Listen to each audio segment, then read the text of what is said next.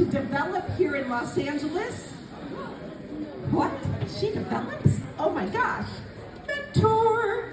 I surpassed the, what is that? The student surpassed the teacher. Awesome. I went on to get a bunch of buy and holds in Memphis, Tennessee, and multifamilies in Houston and Phoenix, and just opened a bed and breakfast in Puerto Rico.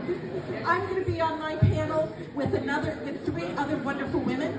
Cindy Coleman, who specializes in note investing. Who here has ever wanted to be the bank?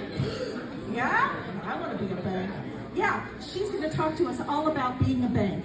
Also, who's going to be here is Angela Silman. Angela Silman is a short-term rental specialist. Pretty sexy these days, isn't it?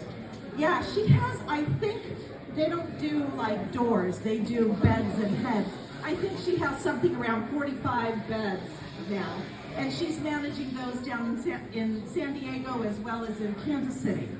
And then we're going to have our little Puerto Rican